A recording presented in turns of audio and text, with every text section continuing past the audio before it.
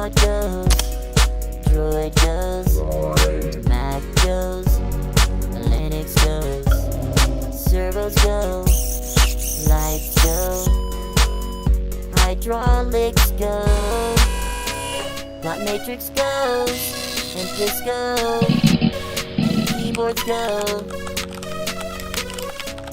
But there's one sound that no one knows. What do the bots say? This is madness. Bite my shiny metal ass. I'm an android. My name is Optimus Prime. What do the bots say? Danger, Bill Robinson, danger. What do the bots say? I'm sorry, Dave. I'm afraid I can't do that. We are autonomous robotic organisms from What the do the planet bots Cybertron. say? Resistance is futile. I do believe they think I am some sort of god.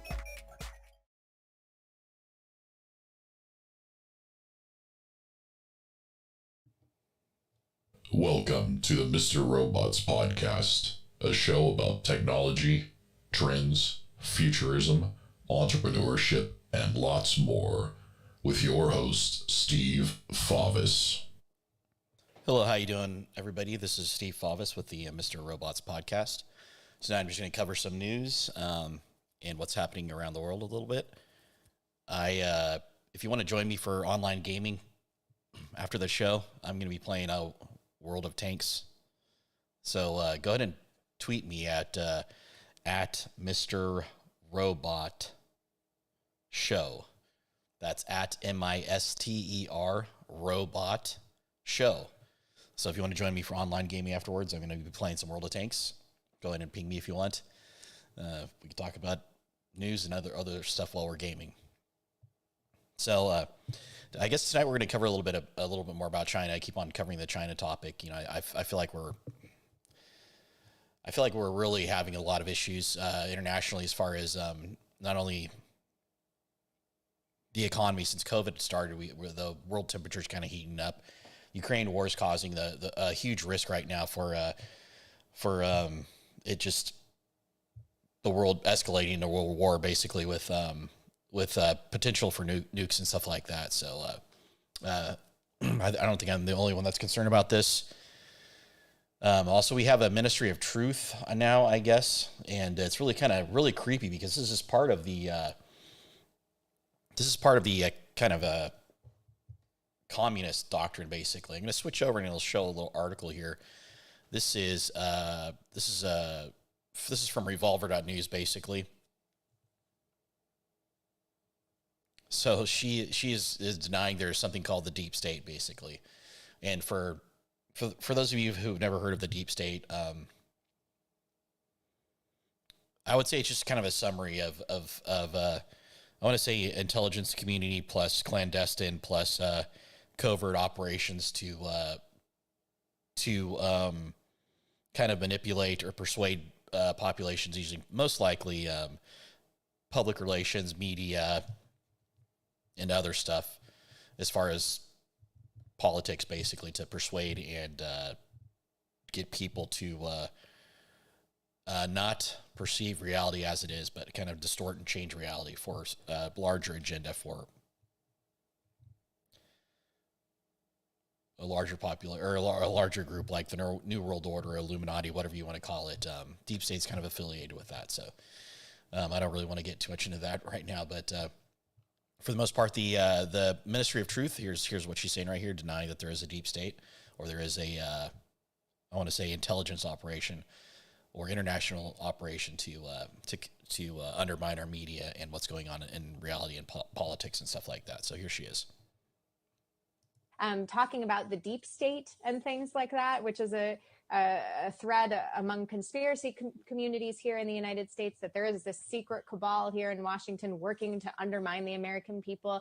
It couldn't be farther from the truth, as someone who works with and around public servants every day. So she's talking, and again, she's referring to the deep state. They keep on referring to people who aren't, or who don't have faith in media as conspiracy theorists.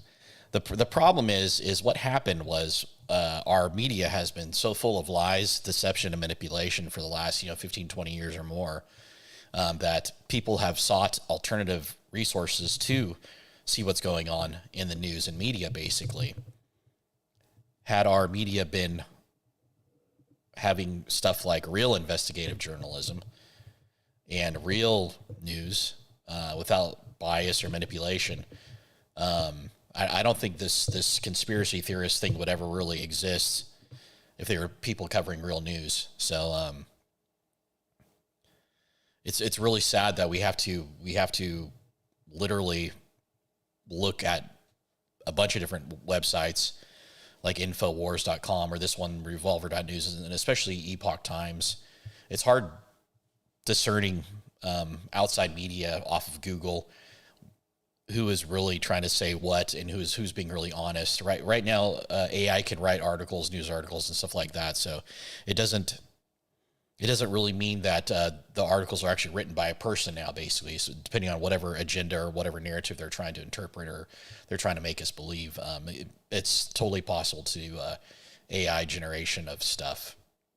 Actually, you know what? I may demo that a little bit here. I might take a break later on and demo some AI article generation, basically, and show you how easy it is, basically. So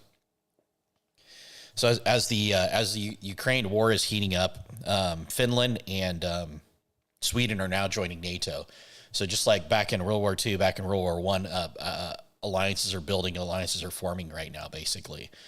So in this article, in the East, in the East, we're talking about Japan.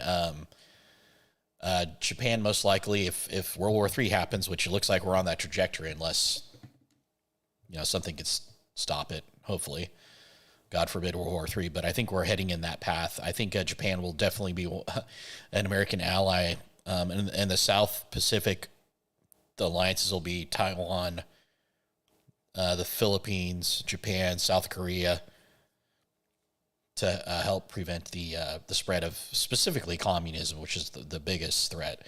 We're kind of in a war of ideals, basically, in the sense that it's almost a spiritual war, basically. The West and Americans are found on having human rights or rights such as life, liberty, and certain things that government can't do to us, basically limited government. Basically, when you start going towards the communism, socialism, it's basically you're basically letting the state raise you, and you don't really own everything. You don't own your own property. The state has full authority over you, and the stronger the government gets, the authoritarian gets, which is basically dictatorship, communism, socialism, whatever, fascism. These are all strong forms of authoritarianism over the individual, basically. So Japan will most likely be on our side. I think he's talking about bringing more weapons into Japan. I think Japan eventually will become a nuclear power. I think I support that. I think we need to kind of make sure this China communism influence is not spreading any farther than it has. In another article I'm going to cover here, they're talking about how much Chinese influence there is in our universities now, and how much money they're spending for influence inside of our American universities. So I think I support Japan being in NATO. I think we need them as part of NATO, and I think they should become a nuclear power. I think they're such a great society. I spent time in Japan, basically, so I love it there. It's a great country, great people. So the next article is I want to talk a little bit about the foreign influence we have in our universities. Universities are so important for a free society, and competing ideas are still really, really important in these universities. But Epoch Times covered an article with how China secured 120 million contracts with U.S. universities in 2021. This is just a small percentage of it. I think it's significantly more. It's hard for it's hard for businesses and it's hard for universities and stuff like that to turn down money, and this is one of them basically. So this is a little bit. I'll just play a little bit of it. I'll probably get a little bit of a copyright issue on YouTube if I play it basically, but I'll play a little bit of it. This is from Epoch Times again. So anthem gets censored by the country's own social media.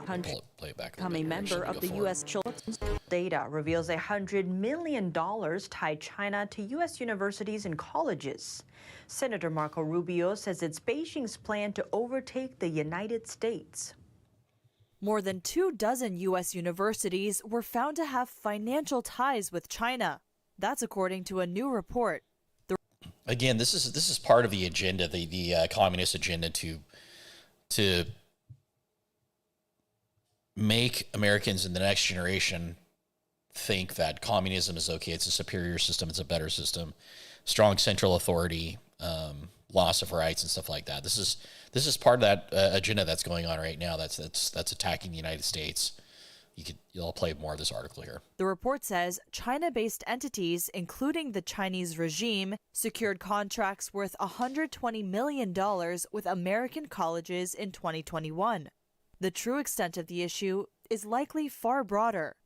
Senator Marco Rubio criticized the agreement, calling it part of the Chinese Communist Party's efforts to supplant the United States as the world's superpower.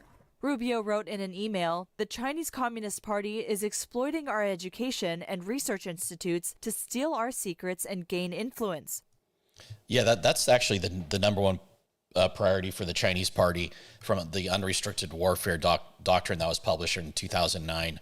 It's not only to steal, number one priority is weapons, obviously, and the second part is advanced technologies or stuff that's being researched in our universities. Most of these university professors spend their entire lives studying a subject matter and have such a high level of proficiency that takes years and years and years to accumulate. And when something as simple as a math formula or I want to say a formula for something or whatever is found by these highly experienced professors that basically spent their lives studying the topic or subject, whatever, it could just be taken within a few minutes or whatever and emailed to another university or something in China or another country, basically. So the issue is not necessarily just influence, but it's also the theft of technology, basically. Adding that this is all part of Beijing's plan to overtake the United States as the world's most powerful nation. The Chinese entities tied to the U.S. universities were frequently left unnamed in the university's reporting of foreign gifts. The largest financial tie detected was between the University of Houston and an unnamed private Chinese entity. Their agreement involved over $30 million, while the University of Illinois at Urbana-Champaign made 4 agreements. Their combined value exceeds $26 million. The Massachusetts Institute of Technology, also known as MIT, also had multiple agreements worth more than $14 million. So you see all this influence in our universities. I mean, I think the original American policy back when China started opening up their borders and stuff was hopefully we could win the Chinese Communist Party and people over with rights and freedom and stuff like that, but it's been the complete opposite. They've been trying to influence us and interfere with our elections, interfere with our media, interfere with our news, interfere with pretty much everything in unrestricted warfare. That's part of the main documents that was published on this stuff. So the course correction is now happening, hopefully. But I think the loose amount of intellectual property that was stolen within the last 10, 15 years is worth over 600 billion or something like that. It's really, really bad. So it's a huge mess. It's really bad right now. So again, I'll talk a little bit about the threat of China invading Taiwan and the impact internationally, what this is going to have on the international economy. Taiwan covers or manufactures about maybe 80%, I think, of silicon, or not necessarily silicon. I want to say chip fabrication integrated circuits, processor forges, and a lot of basically like very, very high tech stuff. I mean, they probably have, like I said, over 80% market influence as far as the manufacturing that's going on there. And China has been repeatedly flying aircraft over the area. They've been increasing their military presence in Southeast Asia significantly, basically. I spent time in China, and I spent time in Taiwan. But the biggest thing that mainland Chinese people believe is that the Taiwan has always been China, and the Taiwan people believe that they are independent. So I think after the Ukraine war, or during the Ukraine war, China's been studying how the United States reaction is. And I think now this article says acute threat of Chinese invasion of Taiwan between now and 2030. I think it's my intuition, my gut is it's going to be a lot sooner than this. I don't think they want to make their move if, for example, Trump is president in 2024. I would bet that China would try to make their move before midterms, while the United States is weak with weak leadership, basically. So I think that's our golden opportunity. God forbid it happens, but I suspect it's going to happen, and I would bet between the midterms, between now and midterms. So they want to do what they did to Hong Kong, to Taiwan also. So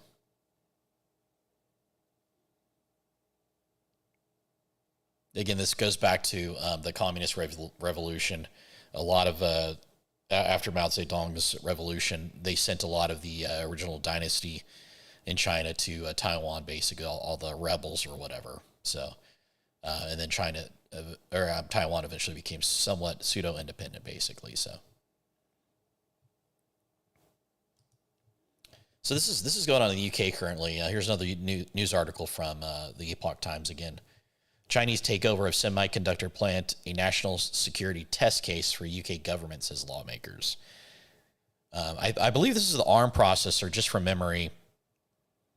The ARM processor forge. I think it's in, this is, I believe this is in UK, I think. UK, the ARM processors are basically inside the iPhones.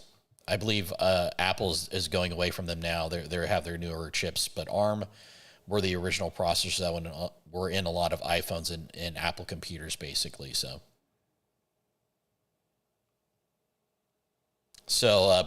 England is basically giving up their semiconductor industry to the Chinese Communist Party. I think this is probably one of the biggest mistakes that England will make.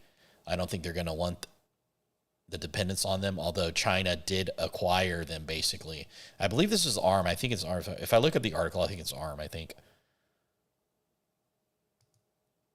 it's ARM. This is the ARM architecture, basically. So, but for the most part, they shouldn't give up any sovereignty as far as high tech. And although I believe the Chinese state has purchased most of ARM, they lost control of the controlling company. But the plant is obviously, I think, still in the UK, basically. So, Nexperia. Yeah, maybe this is Nexperia. This is an ARM. I don't think Wing Tech Technology, but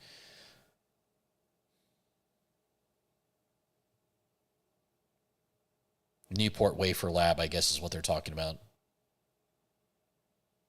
So, again, I think this is a huge risk for any dependence on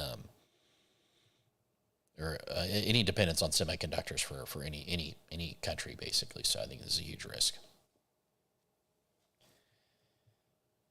All right, I don't have any other further news topics to cover. I think this is about it for now. If you want to join me on gaming afterwards, I'm probably going to just stream my gaming, basically. If you want to join me, my Twitter handle is at Mr. MISTER Robot ROBOT Show SHOW Mr. Robot Show tweet me if you want to hang out afterwards and play some video games.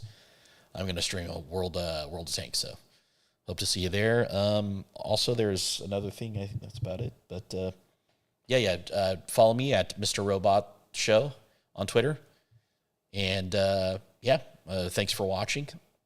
I hope you enjoyed the show. Let's go!